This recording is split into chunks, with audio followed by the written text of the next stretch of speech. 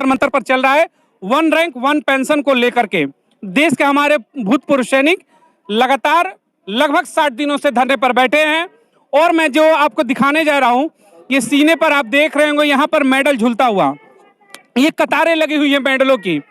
देखिए कितनी संख्या है, ये वो दिखाती है कि कितनी जगहों पर ड्यूटी किया और कितनी बहादुरी के साथ इन्होंने देश की सेवा की थी। और साथ ही साथ इनकी उम्र भी मैं चाहूंगा दिखाने के लिए। कितनी उम्र होगी आपकी? 80 साल। 80 साल। 80 साल की जो उम्र होती है घरों में बैठने की होती है, ना कि जंतर मंतर पर आकर आंदोलन करने की। लेकिन कुछ तो मजबूरियां होंगी कि देश सेवा करने के बाद आज सड़कों पर बैठना पड़ता है। तो आइए इनसे हम जानते हैं कि ऐसी क्या मजबूरी है कि लगातार 60 दिनों से आप यहाँ पर अनवरत धरने पर बैठे हैं। ये उम्र आराम करने की है, पोते पोतियों के साथ खेलने की है और यात्राएं करने की, धार्मिक जगहों की।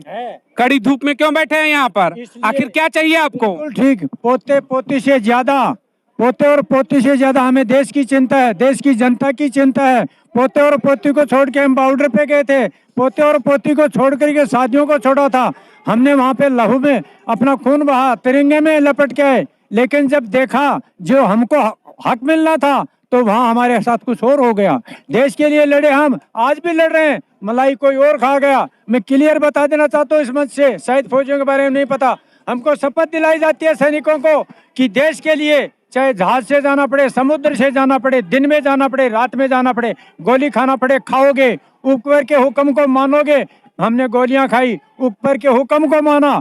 बात करते हैं अफसर और जवान की, हमारी जैसे कसम खाई जाती है उसी तरह से अफसरों को भी ट्रेनिंग दी जाती है, उनको लड़ने के लिए नहीं, उनको ये बताया जाता है कि ये जो हमारे बहादुर लोग लड़ेंगे इनकी देखभाल ठीक से हो, इनका खाने का, पीने का, रहने का सब साधन अच्छा हो। हम अपनी ड्यूटी ईमानदारी से करते गए, लेकिन उन लोगों ने धीरे धीरे अपनी ड्यूटी नहीं की। आज भी हम ड्यूटी करें, हम आपको बता देना चाहते हैं हम अपने लिए नहीं लड़ रहे हैं, हम हक और अधिकार के लिए लड़ रहे हैं। आज प्रजातंत्र में जो पैसा तंत्र हावी हो गया, पैसे उनको दे दिया। अभी आपके सामने आपको मैं कहता हूँ, सिविलियन वाले कल मैंने मनाया, एक गाड़ी जाती है सिविल में, उसमें एक्सीडेंट होता है, मरने वाला अफसर होता है, अमीर होता है, गरीब होता है, घोषणा सरकार करती है 1 लाख मरने वाले को और जख्मी को 25,000 देते हैं। लेकिन फौज के अंदर जब सिपाही मरता है उसको 9,000, अफसर मरता है उसको 30,000। आप बोलिए है कि नहीं ना इंसाफ? हम उसके लिए लड़ रहे हैं, हम इंसाफ के लिए लड़ रहे हैं, इंसाफ के लड़ रहे हैं। आज देश के अंदर जो हो रहा है, यही हम मोदी जी के हमने नहीं बुराएंगे। रेवाड़ी में सैनिक रैली की थी, इन्होंने कहा सवाल तो मोदी से बनता है यहाँ पर, देश के रक्षा मंत्री राजनाथ सिंह से भी बनता है कि आप संसद में बैठते हैं, लाखों रुपए का सैलरी मिलता है, लेकिन जब देश का यहाँ पर एक सैनिक जिसकी उम्र 80 साल हो गई है पिछले 60 दिनों से बैठता है और देश का मुखिया नरेंद्र मोदी और रक्षा मंत्री आपके दरवाजे पर अगर कोई डेलीगेट्स नहीं भेजते हैं बात करने के लिए, तो सवाल तो खड़ा होता है और सत्ता से कैसी अनदेखी क्यों? इसलिए वो हम भी गलती कर रहे हैं, मानते हैं उनके हमेशा बात। अपने उनको ये पता है कि अफसर्स को हम खुश कर देंगे, थोड़ा पैसा दे देंगे, वो अफसर इनका वोट दिला देंगे। रेवाड़ी में 2 अफसर थे, लाखों की संख्या में हम लोग थे, उनके वजह से उनको टिकट दे करके उनको ये वहम था आज तक कि अफसर हमको वोट दिला देंगे। इस बार उस भ्रम को हम तोड़ देंगे। हमने मोदी को कुर्सी पे लाया है तो मोदी जी को बता देना चाहते हैं, ये जो आग लगी हुई है, ये जो आग बिखरी हुई है, ये हम अभी चलिए नहीं लग रहे हैं। इस आग को आप अभी से बुझा लो। जितना लेट करोगे उतना देश को नुकसान होगा, सैनिकों को नुकसान होगा और सरकार भी जाएगी। आपके माध्यम से हम यही बताना चाहते हैं कि इस उम्र में हम यहाँ बैठे हैं, हमें पैसे की जरूरत नहीं है। मोदी जी अगर पैसे की जरूरत है, हमारा भी पैसा काटो, तुम अपने अफसरों के बंद करो, एमएलए एमपी जो तनख्वाह लेते हो वो बंद कर दो, वो तो दुगुनी बढ़ाते हैं और हमारी काटते हैं। सवाल पैसे का नहीं है, सवाल है इज्जत का है, सवाल देश का है। देश बचेगा, देश को हम बचाएंगे। हमने तय कर लिया। अभी चल रहा है, कुछ लोग बीच में कह रहे हैं 2-3 फ्रंट वो बना रहे हैं, भेज रहे हैं आपके थ्रू, 3 बनाए 4 बनाए। हमने तय कर लिया इंसाफ तो होके रहेगा, इंसाफ उनको करना पड़ेगा।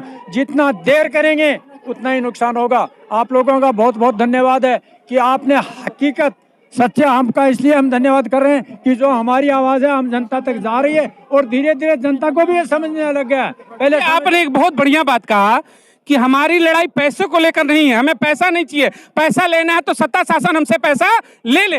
हमारी लड़ाई सम्मान की है कि अगर अधिकारी के पैर कटते हैं और उसे जो सम्मान मिलता है वही एक सैनिक का पैर कटता है, तो सम्मान मिलना चाहिए। उस सम्मान की लड़ाई नरेंद्र मोदी से मांग है। मांग रहे, ये बात है, बिल्कुल मांग रहे और देना पड़ेगा।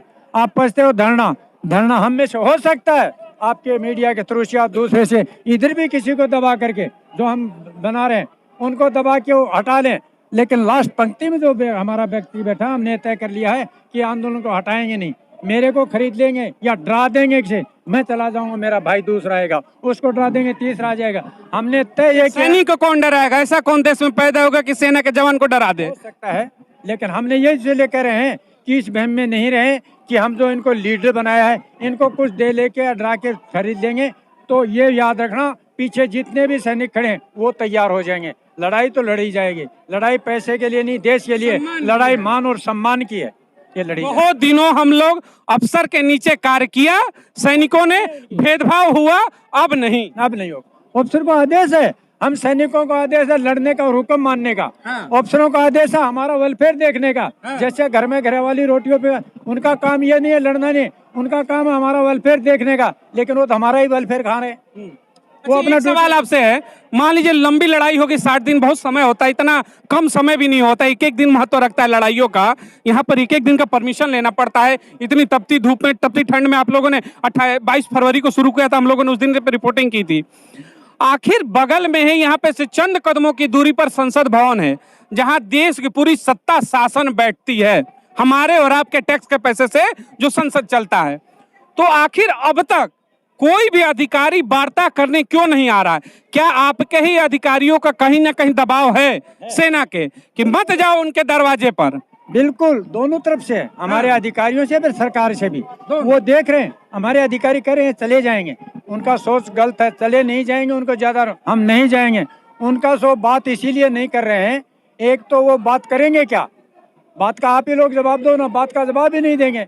भाई आप ही उनसे पूछोगे कि सिविल में जब मरते हैं उनको सम्मान मिलता, तो फौज में जो मर रहे हैं उनको सम्मान क्यों नहीं? उसका जवाब नहीं है उनके पास, इसलिए बात नहीं कर रहे हैं। वो सोच रहे हैं कि क्या जवाब दें। ना तो हमारे पास MSP है, क्लियर लिखा हुआ, जो 42 साल से नीचे रिटायर जाएगा उसको मिलना, उनको तो मिलना ही नहीं अफसर को। अगर उन अफसर को देते हो तुम, तो फिर CRP और BSF उनको भी दो भाई। कोसियारी कमेटी जो थी उसमें भी खेल हो गया उस हिसाब से। तो अगर आप 60 साल पे रिटायरमेंट ले तो उसके दायरे में आएंगे नहीं RP के, तो इस हिसाब से तो BSF, CRPF, RPF सारे जवान आने चाहिए। तो फिर कहीं ना कहीं तो अधिकारियों ने खेल खेला है।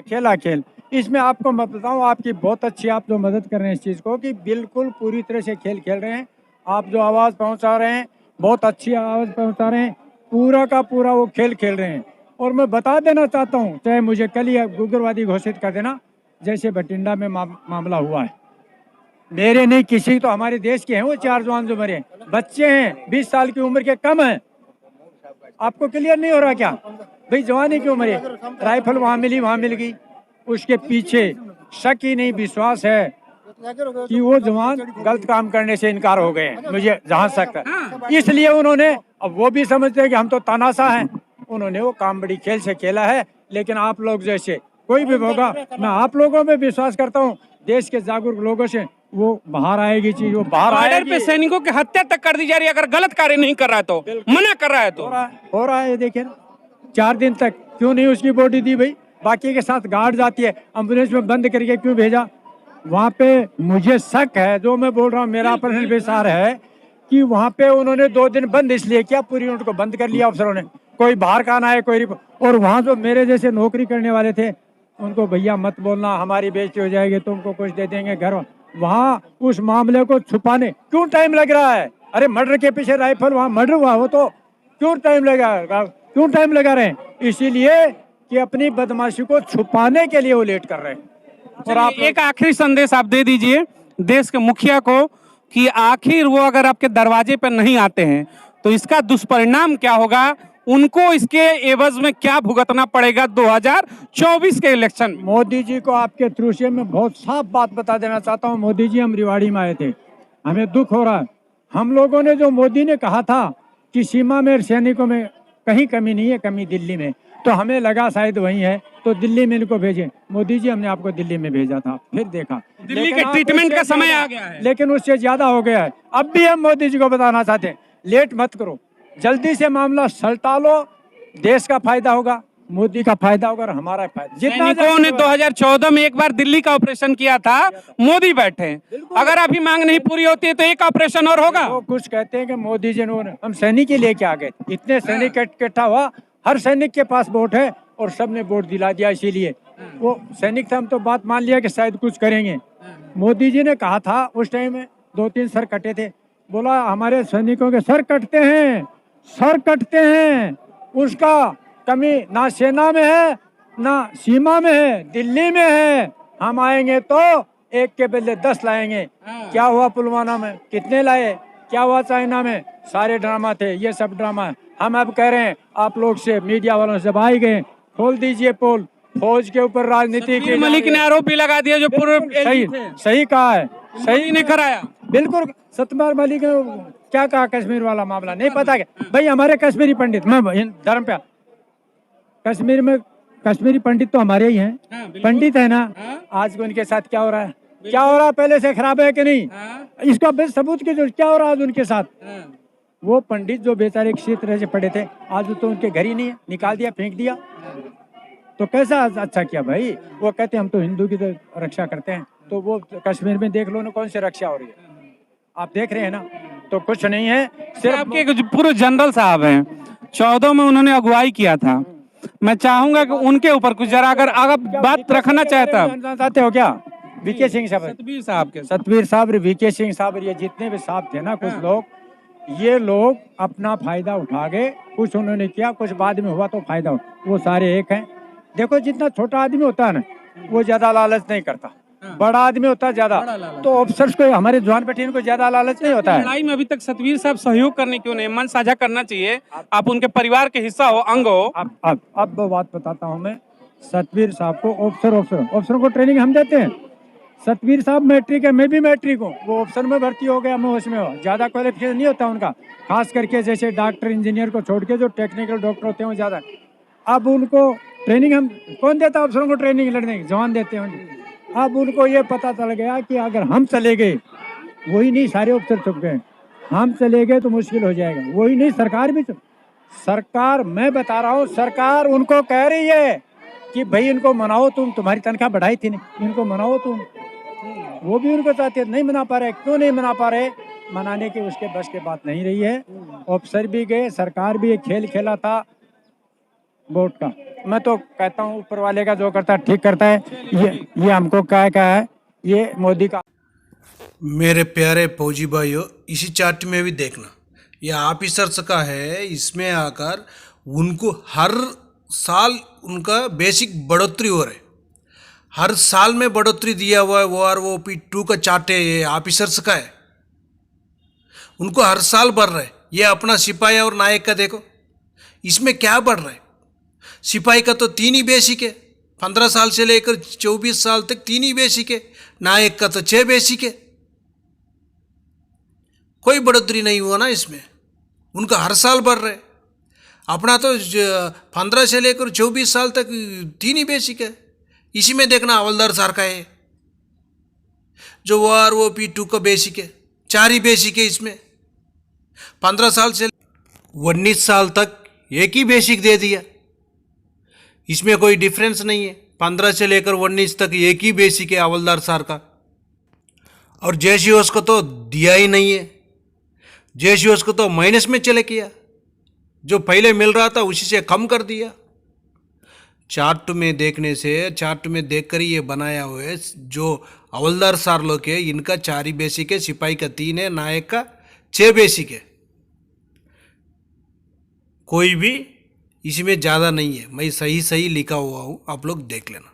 ओके फ्रेंड्स, ये वीडियो आपको पसंद आने से सब्सक्राइब करना, लाइक करना, शेयर करना। नेक्स्ट वीडियो में मिलेंगे। जय हिंद, जय भारत।